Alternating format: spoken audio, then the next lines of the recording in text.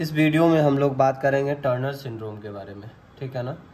तो जो NEET UG वाले लड़के हैं, जो नीट यूजी का तैयारी कर रहे हैं, नीट एस्पिरेंट हैं, उनके लिए तो बस इसमें दो ही चीज़ें याद रखना है। एक तो 45 क्रोमोसोम होता है विथ XO होता है। XO का मतलब है कि O क्रोमोसोम, मतलब X क्रोमोसोम एब्सेंट है, जिसके वजह से 45 XO लिखा हुआ है, ठीक है। और ऐसी फीमेल्स जो है स्टेराइल होती हैं, सच फीमेल्स आर स्टेराइल, क्योंकि इसमें रूडिमेंट्रीज ओवरीज होता है और इसमें बोला जाता है कि स्ट्रिक्ट ओवरीज होता है, मतलब वो ओवरीज बहुत ही एट्रोफीड होता है, ठीक है ना। और ये NCERT जो है 12th का NCERT है, वो लिखता है कि इसमें जो है lack of secondary sexual characters होता है, lack of secondary sexual characters होता है। शॉर्ट स्ट्रेचर की फीमेल होगी, तो इसमें बस NCERT में बस यही चीज़ें देता है। 12th का जो NCERT है, तो short stature and under developed feminine character, ठीक है। नीट यूजी वालों के लिए बस इतना ही है, ये वाला डायग्राम याद रखना है और short stature under developed feminine character. बाकी अगर देखना चाहे वीडियो कि टर्नर सिंड्रोम होता क्या है तो देख सकते हैं, बाकी इसमें याद करने का कुछ चीज़ें नहीं है नीट यूजी वालों के लिए, ठीक है। अब देखना है हम लोगों को कि क्या पढ़ना है इसमें, इस वीडियो में, ठीक है ना। तो टर्नर सिंड्रोम में it is represented as 45 XO, ये तो हो चुका है। और इसमें जेनेटिक बेसिस क्या है कि लॉस ऑफ X क्रोमोसोम हो जाता है। कब होता है लॉस ऑफ X क्रोमोसोम?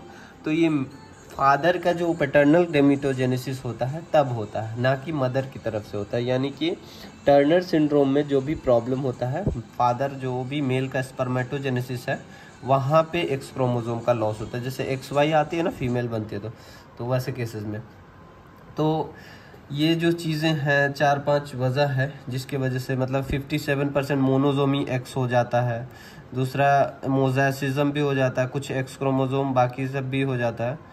बाकी 14% में पार्शियल मोनोजोमी, रिंग क्रोमोसोम भी हो सकता है। आइसोक्रोमोसोम का मतलब है कि नॉर्मली जो क्रोमेटिड है ऐसे डिवीज़न होता है, जो भी क्रोमोसोम होता है ऐसे डिवीज़न होता है ना, लेकिन ये आइसोक्रोमोसोम में ऐसे हॉरिजॉन्टल डिवीज़न होने की वजह से हो जाता है। तो ये सब प्रॉब्लम है पैथोजेनेसिस में, ठीक है।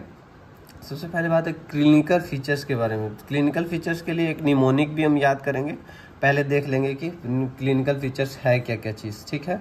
क्लिनिकल फीचर्स में क्या क्या आता है, तो क्लिनिकल फीचर्स में हमारा शॉर्ट स्ट्रेचर होगा, छोटी हाइट की फीमेल होगी, ठीक है ना। लेस देन, अगर एडल्ट हो जाएगी जब, तो 145 सेंटीमीटर से कम होगा। ट्रायंगुलर फेसिस होगा। और ये शॉर्ट स्ट्रेचर ऑफ हाइट क्यों हो जाता है? क्योंकि due to mutation of the SHOX SHOX gene mutation हो जाता है, ठीक है ना।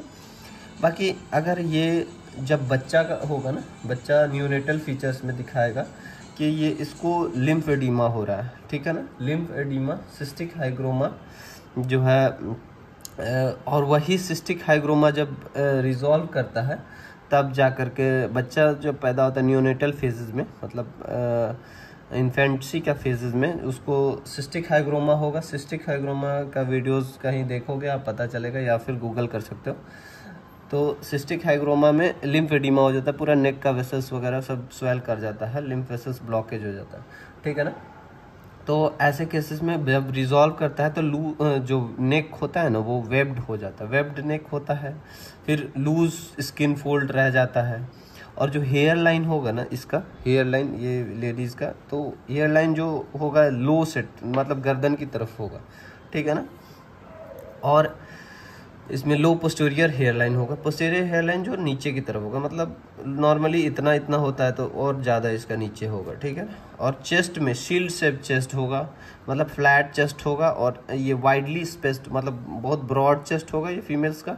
और वाइडली स्पेस्ड निपल्स होगा, निपल्स का जो है बीच में गैप बहुत ज़्यादा होगा, जो ये निपल्स होगा उसका गैप ज़्यादा होगा।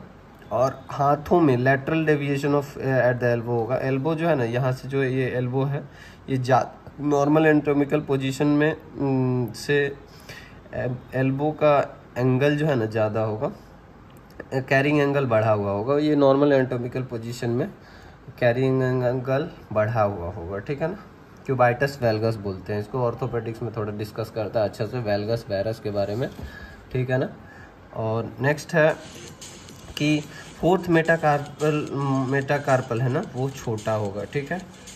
तो इसमें सबसे पहले ये याद रखना है कि इसका नॉर्मल आईक्यू होता है, इंटेलिजेंस है ना जो नॉर्मल होता है। ये फीमेल्स का ये प्रॉब्लम, ये सही चीज़ें हैं, एक फ़ायदा है, ठीक है।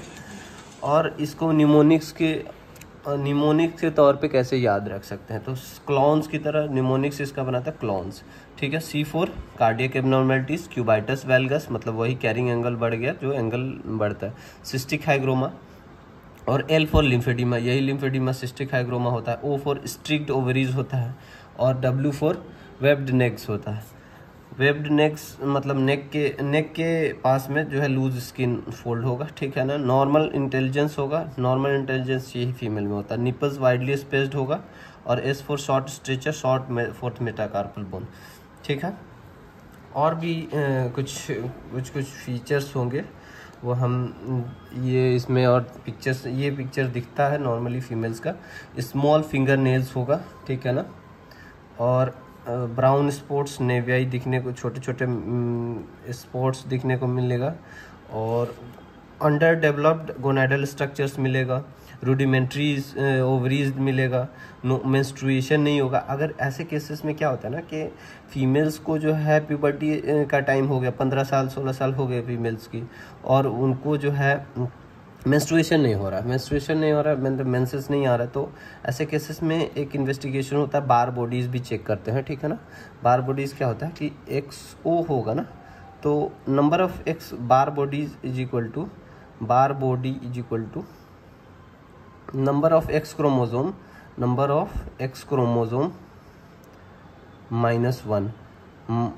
ऑफ एक्स क्रोमोजोम -1 होता है। तो यहाँ पे सिर्फ एक क्रोमोजोम होगा, तो यहाँ 0 बार बॉडी होगा, 0 बार बॉडी आंसर आएगा। इस केसेस में मेल में भी 0 बार बॉडी होता है। तो ये चीज़ें हैं कि नॉर्मल फीमेल में 1 बार बॉडी होता है, तो यहाँ बार बॉडी एब्सेंट होगा। उसके वजह से भी पता लगा सकते हैं कि फीमेल की तरह दिख रही है, बट ये इसका सेकेंडरी सेक्सुअल कैरेक्टर भी पुअर होगा, बहुत poor secondary sexual character, like poor breast development होगा, ठीक है। और इसमें इंक्रीज्ड कॉम्प्लिकेशंस क्या क्या चीज़ हैं कि ऑर्गन डिफेक्ट्स होने का चांसेस होते हैं, कि जैसे increase risk of organ defects like heart defect, bicuspid aortic valve होता है। नॉर्मली पर्सन में ट्राइकस्पिड एओर्टिक वाल्व होता है, लेकिन इस केसेस में ऐसे पेशेंट्स में बाइकस्पिड एओर्टिक वाल्व होता है, ठीक है ना। तो इसके वजह से अलग प्रॉब्लम होगा, उसका अलग कॉन्सिक्वेंसेस है, तो दूसरे वीडियोज में देखें। कोआर्क्टेशन ऑफ एओर्टा होता है, most common cause of death होता है, मतलब एओर्टा जो है ना कंस्ट्रिक्ट कर जाता है। और गोनैड्स के बारे में बता ही दिया, तो जिसकी वजह से अंडर डेवलप्ड ओवरीज है, जिसकी वजह से एस्ट्रोजन प्रोडक्शन कम होगा, एस्ट्रोजन प्रोजेस्टेरोन दोनों कम होने लगेगा। इसके वजह से एमिनोरिया होगा, जैसे मेंसेस नहीं आएगा, और इनफर्टिलिटी का भी केसेस होगा, ठीक है ना। और एक और एबनॉर्मेलिटीज़ होता है 30% केसेस में, किडनी जो है ना 30% केसेस में हॉर्सशू शेप्ड किडनी होता है। किसी का एनाटोमी में पढ़ने को मिलता है कि हॉर्सशू शेप्ड, और ऐसे पेमेंट डिलेड प्यूबर्टी होगा, और इनफर्टिलिटी इन एडल्ट होगा, ये तो ठीक है। और अदर फीचर्स में और यही चीज़ें मैंने बताया था, जैसे प्रेजेंटेशन इन न्यूनेटल पीरियड और इन्फेंसी में, dorsal lymphoedema of feets hands due to lymphatic obstruction, neck में होगा लिम्फेडिमा तो सिस्टिक हाइग्रोमा होगा। और जो है दूसरे फीचर्स हैं, जैसे कि सेंसरी न्यूरल हियरिंग लॉस होता है, उसके लिए ऑडियोमेट्री चेक कर सकते हैं। ऑटो इम्यून डिजीजेस का रिस्क इंक्रीज हो सकता है, diabetes mellitus, Hashimoto thyroiditis, coeliac diseases, ये सब के लिए डायबिटीज़ मेलाइटस के लिए इन्वेस्टिगेशन हम कर सकते हैं। फास्टिंग ब्लड शुगर कर सकते हैं। हशीमोटो के लिए भी टेस्ट कर सकते हैं, थायराइड प्रोफाइल कर करके। सीलियाक डिजीज़ के लिए हम जानते हैं कि एंटीमाइशियल एंटीबॉडीज़ चेकअप करते हैं, और भी बहुत सारे त्रिसूत्र एंटी-टीटीजी करके टेस्ट होता है, वो सब करते हैं। सीलियाक डिजीज़ का अलग ही वो सब कर सकते हैं। मतलब ऐसे पेशेंट्स का नॉर्मल आईक्यू होता है, बट हैव लर्निंग डिसेबिलिटीज़ होता है, ठीक है ना। और ऐसे केसेस में स्पॉन्टेनियस, जैसे टर्नर कैरियोटाइप होता है ना 55XO, ऐसे केसेस में स्पॉन्टेनियस एबॉर्शन देखने को मिलता है, लेकिन कई पेशेंट्स ऐसे बच जाते हैं, तो ऐसे केसेस में होता है, ठीक है ना। और बाकी नेक्स्ट इसमें मैनेजमेंट में क्या करेंगे, तो मैनेजमेंट में सबसे पहले इसको क्या करते हैं कि बिफोर ग्रोथ हार्मोन देते हैं, क्योंकि शॉर्ट स्ट्रेचर है। तो till the 8 year of age, मतलब 8 साल तक, 8 साल के पहले अगर पेशेंट आई तो ग्रोथ हार्मोन देंगे, और उसके बाद एस्ट्रोजन देंगे ब्रेस्ट डेवलपमेंट के लिए 1 ईयर तक देंगे, और उसके बाद एस्ट्रोजन प्लस प्रोजेस्टेरॉन कॉम्बिनेशन देंगे, ताकि फीमेल की तरह अच्छी तरह से वो मतलब अपनी ज़िंदगी गुजार सके, ठीक है ना। और इसमें प्रेगनेंसी के लिए मना करते हैं, क्योंकि ऐसे पेशेंट को रिलेटिव कॉन्ट्राइंडिकेशन है प्रेगनेंसी से, क्योंकि कार्डियक एब्नॉर्मैलिटीज़ है, बाइकस्पिड एओर्टिक वाल्व है, कोआर्टेशन ऑफ एओर्टा है, इसके वजह से प्रेगनेंसी को मना करते हैं कि ऐसे पेशेंट को प्रेग्नेंट नहीं होने के लिए, ठीक है। इस वीडियो में हमने बात करा कि इसको वेरियस जगह पढ़ाया गया, कि जैसे कि इसमें गायनी में, पैथोलॉजी में पढ़ाया गया, कुछ पढ़ाया गया है पीडियाट्रिक्स में, कुछ पढ़ाया गया गायनी में।